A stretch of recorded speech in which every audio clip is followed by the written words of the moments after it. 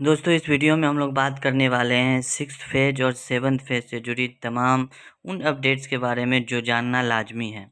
और बात करेंगे शिक्षा विभाग से जुड़ी अन्य खबरों की तरफ, देखेंगे क्या कुछ खबर है। सबसे पहले आपके स्क्रीन पे आप देख सकते हैं 2030 के पहले सभी अस्थाई शिक्षक हो जाएंगे रिटायर। जी हाँ, और रोजाना 10 सरकारी शिक्षक हो रहे हैं रिटायर। 2,62,000 स्वीकृत पद हैं और 1,73,000 से अधिक रिटायर हो चुके हैं। 89,000 मात्र बच्चे हैं सरकारी सेवा में। अगर लेफ्ट साइड ध्यान दीजिएगा तो क्या स्थिति है। कक्षा हायर सेकेंडरी में स्वीकृत पद हैं 35,443 और कार्यरत हैं 11,151। अपर प्राइमरी में 53,438 कार्यरत हैं 1,398। वहीं माध्यमिक में 45,243, 23,763 कार्यरत हैं। प्राइमरी की बात करें तो 1,28,553 स्वीकृत पद हैं। वहीं पे जो कार्यरत हैं 52,390। स्वीकृत पद की कुल डाटा के बारे में बात करें तो 2,62,000 है और उस पर कार्यरत है 88,702। तो यहाँ पे जो कहा जा रहा है 2020-30 के पहले सभी अस्थायी शिक्षक जो हो जाएंगे रिटायर। तो अस्थायी शिक्षक की जो बात हो रही है, मतलब जो रेगुलर सैलरी पर रिक्रूटमेंट हुए थे, बहाल हुए थे, ये तब वाले शिक्षक की बात हो रही है जब नियोजन वाली सिलसिला या प्रक्रिया नहीं होता था। अगर करंट की बात करें तो अभी अभी बीपीएससी के तहत हेडमास्टर की जो बहाली हुई है और वो इसके तहत बीपीएससी के तहत हेडमास्टर वाले शिक्षक बहाल होकर आएंगे। उन लोगों को भी अस्थायी शिक्षक, वो लोग भी अस्थायी शिक्षक ही होंगे। हालांकि नियोजित शिक्षकों की सैलरी अस्थायी शिक्षकों की सैलरी से काफ़ी नगण्य होती है, कम होती है। नियोजित शिक्षक की सैलरी कम होती है और अस्थायी शिक्षक की सैलरी काफ़ी अधिक होती है। यही बहुत बड़ा डिफरेंस है। अस्थायी शिक्षक की बात करें, हाई स्कूल के अस्थायी शिक्षक की बात करें तो रिटायरमेंट के समय इनकी सैलरी लगभग 1 लाख होती है। यहाँ सारा कुछ डिटेल्स में दिया गया है, आप चाहिएगा तो पढ़ सकते हैं। और प्रधान शिक्षक और मास्टर रह जाएंगे नियमित। राज्य सरकार द्वारा नियुक्त किए जाने वाले करीब 40,000 प्रधान शिक्षक और हेडमास्टर ही नियमित शिक्षक के रूप में रह जाएंगे। प्राथमिक स्कूलों के लिए नए इनकी नियुक्ति बिहार लोक सेवा आयोग द्वारा की जा रही है। अंतिम बार 1999 में हुई थी अस्थायी नियुक्ति। बताइए, 23-24 साल हो गए। सरकारी रिपोर्ट के मुताबिक 1994 और 1999 में जिला संवर्ग के शिक्षकों की अस्थायी नियुक्ति हुई थी। इसके अलावा इसी अवधि के दरमियान अनुकंपा पर जिला संवर्ग के शिक्षकों की नियुक्ति हुई थी। रिटायरमेंट के समय जिला संवर्ग के शिक्षकों को ग्रेड पे मजिस्ट्रेट अफसरों के प्रारंभिक ग्रेड पे की भांति हो गया था। अब यहाँ पे डिटेल्स दिया हुआ है, आप सभी पढ़ सकते हैं कि प्रदेश के जिला संवर्ग के औसतन 10 शिक्षक रोजाना रिटायर हो रहे हैं। पिछले 2 सालों यानी 31 मार्च 2020 से 31 मार्च 2022 तक 7,000 से अधिक शिक्षक रिटायर हो चुके हैं। अगर शिक्षकों की रिटायर करने की दर ऐसे ही रही तो वर्ष 2030 के पहले तक सभी सरकारी स्कूलों के सभी शिक्षक रिटायर हो जाएंगे। अपर प्राइमरी, माध्यमिक और उच्च माध्यमिक में तो जिला संवर्ग के शिक्षक अगले 4-5 साल में ही सेवा मुक्त हो जाएंगे।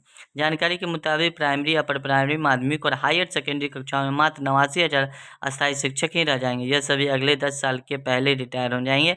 ऐसे में सरकारी स्कूलों में पढ़ाई की पूरी जिम्मेदारी नियोजित शिक्षकों के कंधे पर आ जाएगी। तो ये कुछ थी, यहाँ पे दिया गया है। स्वीकृत पद कितने हैं मैंने बता दिया है। नेक्स्ट खबर की ओर चले। एसएससी की बात करें तो अभ्यर्थियों को इस वर्ष उम्र में छूट होगी।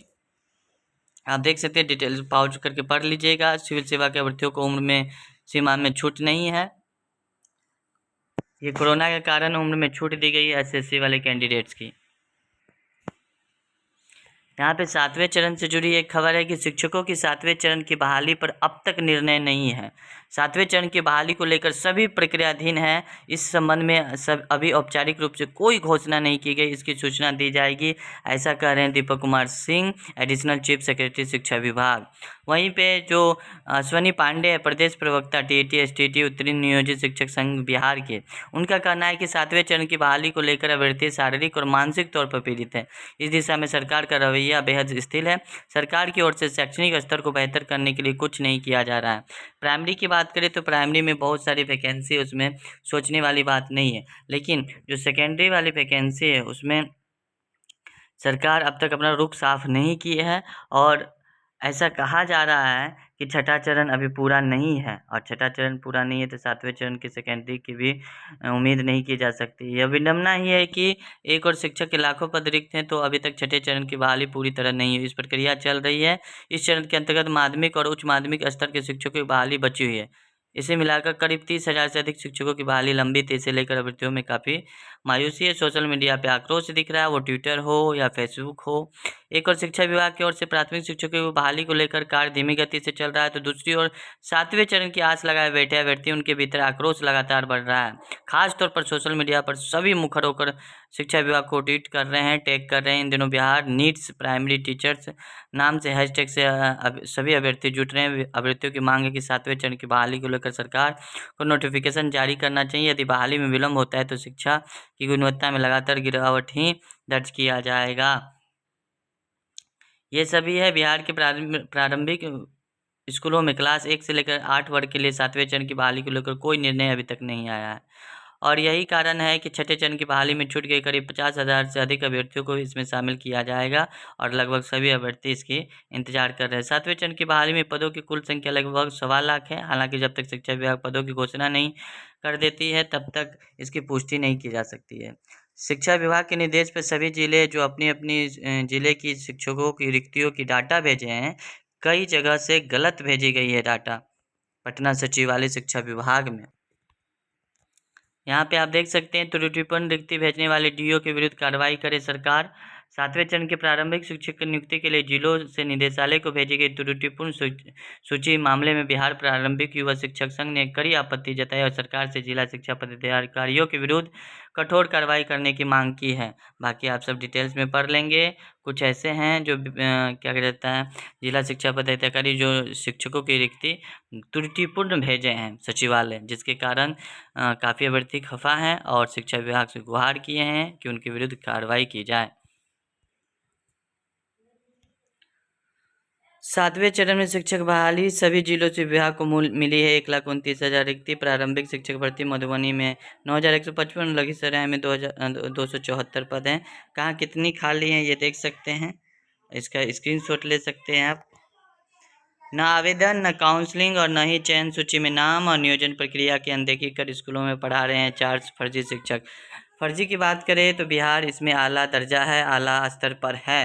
लगातार फर्जी की बात सामने आती रहती है। वो अमीन कानूनगो की फर्जी की बात अभी अभी कल के अखबारों में देखने को मिली। और अभी हम बात करेंगे कंप्यूटर शिक्षक में वैकेंसी आई है स्टेट में, जो स्कैम है, जो फर्जी है।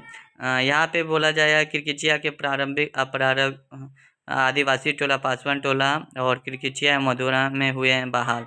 5 शिक्षक की आड़ में 4 अन्य फर्जी शिक्षक कर दिए हैं बहाल, है ना। विद्यालयों में 4 महीने से कार्य कर रहे हैं फर्जी शिक्षक। योगदान की रिपोर्ट बीआरसी को सौंपी। सभी शिक्षकों ने मार्च में किया, अलग अलग विद्यालय में दिया योगदान।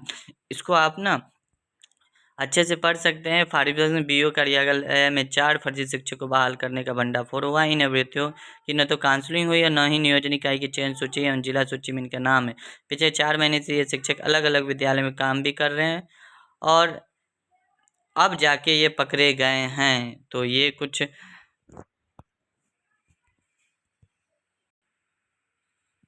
फर्जी की बात थी। यहाँ बीएड नामांकन की बात करें तो 4 अगस्त तक रजिस्ट्रेशन और चॉइस फिलिंग होगी। 25 से कर सकेंगे कॉलेज चयन।